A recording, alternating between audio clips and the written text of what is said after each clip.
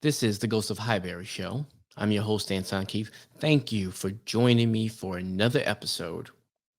Arsenal, Brighton, tomorrow. This is the preview show.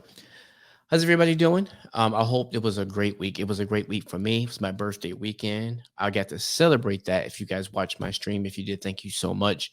You saw me go crazy 3 times because we scored 3 goals for the first time all season long. And I just enjoyed that tremendously. So let's hope we can take that momentum and hope that we weren't riding the game on a high, meaning that just because it was Tottenham, we brought the thunder. And now that we have Brighton away, that we aren't, we don't kind of regress to the mean. I want to see us use that momentum to use it as sort of a springboard or a platform and take us, to new heights.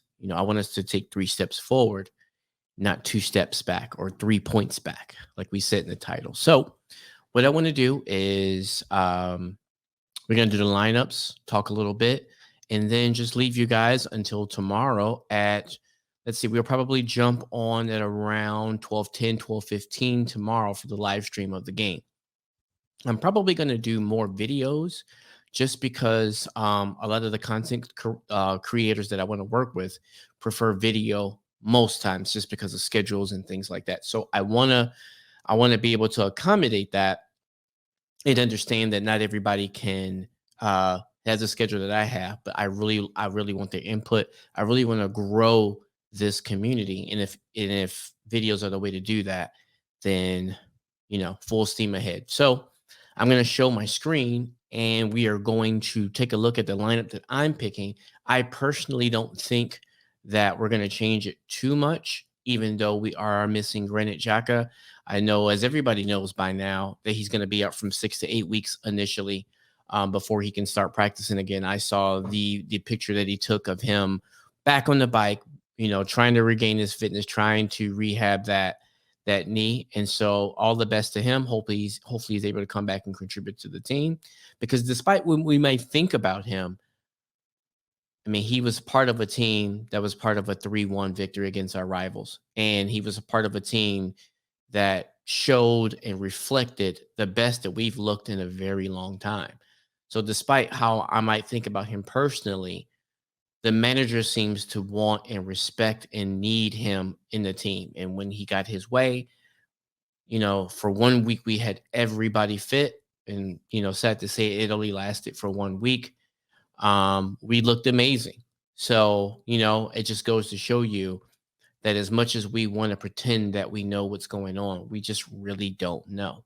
We just kind of know what we see on match day. And that doesn't really we're not privy to everything that goes on week in and week out. I know we get the little training edits every couple days and things like that, but still that's an edit. I mean, it's written into the word. It's an edit. It's not showing, it's not raw footage. It's not it's showing the best of what everybody's done, not necessarily where they truly are in terms of form and fitness. So I want everybody back, and the sooner the better. So we're gonna lose him until probably I would say probably right before the Christmas season. So we move on. I hope and wish him the best, and we'll move on. So let me show you my screen. Let's take a look at my lineup, and then we'll move on from there.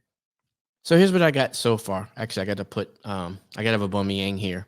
But let's start from the back. I'm not changing too much. I got this blank right here because the person that's right here, they didn't really have a name placard for.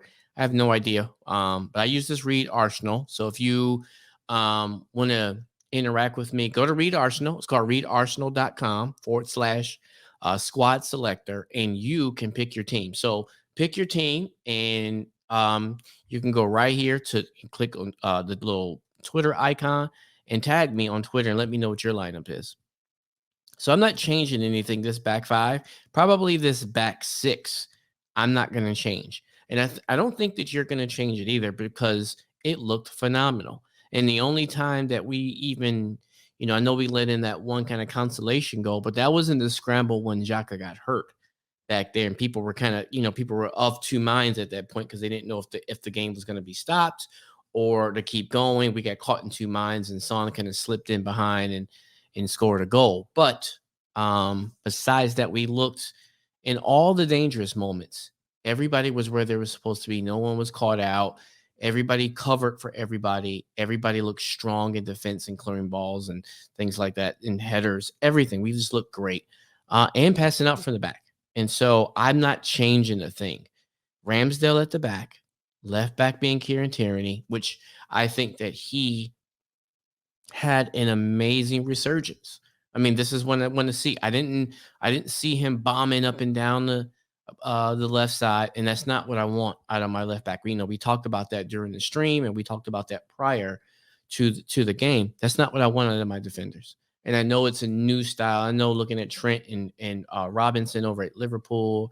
I know looking at Hakimi at PSG and some other people, that it's so cool that you get to add that element of attack to your game. But sometimes defending, because you're in a defensive position, is what I want. And so him at his best is just like he was last week. There to defend, smart decisions, quickness, and at times when you could, and it was set up correctly, it wasn't, and when it's not forced, he was able to make his way upfield. So he looked great. Gabriel is quickly becoming captain material. I mean, I see it, you see it. I mean, he's just looking great. A lot of communication, a lot of holding guys accountable. Truly, no one has made a mistake yet, and so I guess in those moments we will really see. You can tell that he's communicating a lot better than he did last year, and that's one thing I will say. I've seen the things about him taking English lessons and things like that over the summer. I hope that's true, and I just want to see him flourish. Ben White was solid, was absolutely solid. I know for price tag you want to see something phenomenal, but in the first place, I want to see my defenders where they're supposed to be, and strong in tackles and great in passing out of the back. And for at so far so good. I mean, he looked good against a tough test in Harry Kane and Son. I know some people are going to say, well, Harry Kane, he's not been on this year because of what happened in his Man City bid being, failing and things like that. But you still have to play the games. And Harry Kane showed up to work. So that means Ben White has to show up to work as well. And he did. Tomiyasu has been nothing short of 7.5 or 8 out of 10 player ever since he's been in London. And I just by law of averages, I know at some point he's going to drop a stinker. I just hope it's no time soon. And I hope whenever that happens, he's able to recover. He seems to have the character to be able to weather that storm. I'm just hoping that it's not in this game, because we really need to press on and really make that Spurs win meaningful. Meaning that, like, we didn't just step up because it was Spurs. We stepped up because the manager is getting his message clear. He's getting the players that he wants in, and the players that are being picked understand his message and are executing it on the pitch a little bit better. In the midfield, I got Thomas Partey. I mean, he was strong. I mean, he asked for the minutes versus Wimbledon. Seems like those minutes helped him a lot. Came into Tottenham and completely bossed their midfield. So much so that he ended up, the coach of Tottenham ended up making changes at halftime. That's how good he was. It made him question the lineup that he put out. I mean, if you don't believe me, watch the interview with their coach at the end. I mean, he's like, the people that I put, he basically said the people I put on, I had no confidence in. And I don't even know why I did it. Right. That's what Thomas Partey does to midfields. And I want to see that continue. Like everybody said, though, it's all about him remaining fit. And he looked good in some of the training edits. I think they've had the interview with the coach. No more injuries, no other injuries or things like that. So I'm looking to see him boss another midfield. I mean, Basuma's kind of 50-50. I heard he's supposed to be taking a fitness test today, but I would love to see Basuma versus Partey. A lot of us wanted Basuma to be sitting next to Partey, and for all we know, it might still happen. We don't know, but it'll be a good test. I know Basuma probably wants to play to kind of give Arsenal, if it is going to happen, if he wants it to happen, you want to showcase your talents and say, hey, this is why you should have came and got me during the summer, and not try to do something crazy during the winter. But even if he does go, that would be great to see. So I'm looking forward to that matchup, and it would be great. The other person that's in this spot right here, I'm going to throw a monkey wrench before Mikel Arteta throws a monkey wrench. Okay, this is going to be my monkey wrench spot right here. I'm picking Ainsley Maitland-Niles to step into that midfield and partner Thomas Partey. I think that um, and this is my guess, and this is my assumption. I think that Lukonga can probably do both positions, just like Ainsley Maitland-Niles can probably do both. But having that younger kid in, having that position of advantage in, I think that leaves his bench a little bit stronger. Because I don't know about you, if you looked at that bench from last game, that was the best bench we've had in years, right? And so by putting Lukonga in as a starter, you're kind of weakening that bench a little bit, just in case things go wrong, or just in case something happens with an injury, right? If you start both of them and then one of them gets hurt and needs to be subbed, now you're worried about Ainsley Maitland-Niles coming in and maybe doing something, maybe not, right? Instead of something happening and Sambi coming in, and we're gonna get something positive, because he's shown nothing but positivity and excitement since he's been in. So that's why I'm going with Ainsley in that spot next to Thomas Partey. So the three up front, the three kind of forward midfield forwards to sit just behind Aubameyang. That's what I have in this spot here, because I can go ahead and throw Aubameyang in there. Are going to be I'm not changing anything. If you looked at the stream, you guys know how much I love Nicola Pepe. I think he is a superstar in amazing making. I think he needs a couple tweaks to his game that Saka just does a little bit better. There's a lot of things that Pepe does better than Saka, but that end product, that final third, that in the box positioning, the decision making, Saka's just a little bit better right now. So for now, I mean, he might put Pepe back in, but that wouldn't make any sense, which is why he might do it. I digress. I'm going to stick with the Emil Smith Rowe, Martin Odegaard, Bukayo Saka forward trio, just because it seemed to be so potent. And I can't say that Brighton's defense is any better than Tottenham's. It might be. I mean, they are playing better, so their form might be better. But in terms of like names on a team sheet, I really couldn't tell them apart. But they were so confusing, so attacking, so vibrant that you just felt like Tottenham were on their heels the entire game. And so I want to see that same thing. And again, Pepe being on the bench is a vastly, vastly improved situation versus kind of the other way around, where Saka, Smith Rowe, or somebody like that's coming off the bench. I'd rather see Pepe coming off the bench to make an impact versus one of the younger kids. And then finally up front, we got Aubameyang. And I know some people want Lacazette up front, but but you got to understand that he is the captain, he's the main man, he's the man we give the big contract to. And Lacazette's in his final year. He made no intentions of wanting to sign anything. Who knows if they even offered him anything? But for right now, he's got to take the backup role. He has looked good. He has showed good form. But I think for now, Aubameyang is going to lead the line until until he gives them a reason not to. And you have to say, last game he showed up.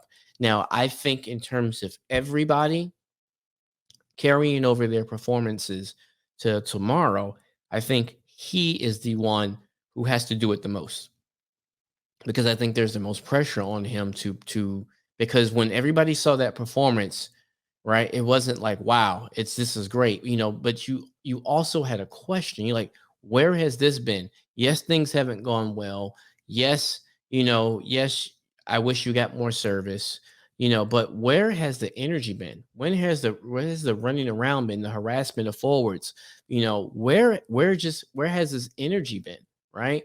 And so I think for him, if he wants to stay in the good graces of the fans, not have people doubting him on social media and wanting him traded in January, and I mean traded, I'm talking football, American sports speak, wanting him transferred in January and sold and contract bought out and all this stuff.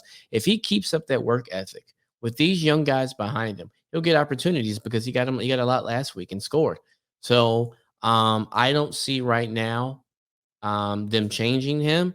And so, yeah, I'm sticking with that. So that's my lineup. I'm going to put that on Twitter for everybody to see a little bit after this video comes out.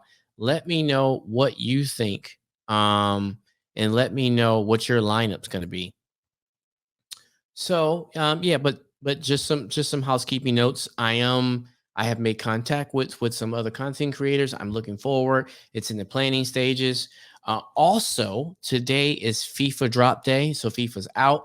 I am downloading it right now on my Xbox, and so we will be running FIFA 22. We run in the season as soon as I figure out. I've never played stream video games, so I need to do some quick tweaks and make sure that I have everything hardware wise and software wise to be able to run. What I'll probably do is stream on Twitch. So that's probably where I'll be until I get to the point where I can save or however that works, and then probably replay it over on YouTube. But or if there's another way, do me a favor and leave me a comment if you know a better way or a link to somebody who has an updated sort of tutorial on how to do that a smarter way where you can run it on both. But my plan right now, because Twitch is a little bit better set up for that, is to stream it on Twitch and then record it and then post it later on YouTube. So again, that's really it. I wanted to keep this relatively short. I'm sure you guys have seen throughout the week, all of the news, no injuries, nothing really to write home about. I know there was some stuff about Henry and Daniel Ek being there and all this stuff. And, I really just want to condense my content so that I make sure that, yeah, I'm putting out video after video after video, but the content, like the kind of meat and potatoes of the content sometimes is not really there. Like I'm kind of feeding, trying to squeeze an hour, trying to squeeze a little bit of juice of an hour out of like just a little bit of content. So I rather condense that, have more things to talk about, and maybe just post a little bit less. And then once I get the interviews and things like that, the kind of content that I want to bring to you guys from other content creators who know a little bit, just have a different perspective than mine and have conversations, then we'll increase the content. And then, but we'll always do the live streams during the games. That's so fun for me. I have an amazing time. Thank you so much for all the people who interact with me. And yeah, that's how we will go there. So I won't keep you guys too long. Let me see. We're approaching 20 minutes here, so I think I'm gonna leave it right there. But again, you guys got my lineup, right? We got no injuries except Xhaka. Like I said, I'm gonna leave Ainsley Maitland. I was gonna put Ainsley Maitland-Niles in that spot. I don't think he's gonna go El Nini. I don't think he's gonna go Lukonga because El Nini's sort of his closer. Maybe he's seen towards the end of the game, he's seen Partey looking a little tired, so maybe that's when he'll get El Nini and they're just kind of shut down shop. We're winning 2-1 or something like that. He just wants to close the door and get Partey off or something like that. I don't think, it depends on in terms of Aubameyang and Lacazette. I think that Lacazette will probably become his closer too. And if we're doing good, if for some reason we're winning 3-1 again or something like that, and Aubameyang didn't score for somehow we winning 3-1, then I see in that case maybe taking him off to spare him a little bit and getting Lacazette on. And as well as the kids, I'm sure that we're gonna get more Martinelli here pretty soon. I saw that what's his name? Balogun is killing it in the under 23s. Please loan him. Please just loan him out. I don't see why we didn't loan him out. There was no shot of him playing any game this year, not with the amount of games that we have. But when you watch him play the under 23s, which I believe just wrapped up a little while ago. I mean, you see him like drawing penalties, scoring penalties, doing tricks and flicks and techers and stuff like that because he's got it in his mind that when you play with seasoned vets and then you go back and play with the kids, I'll put that in air quotes.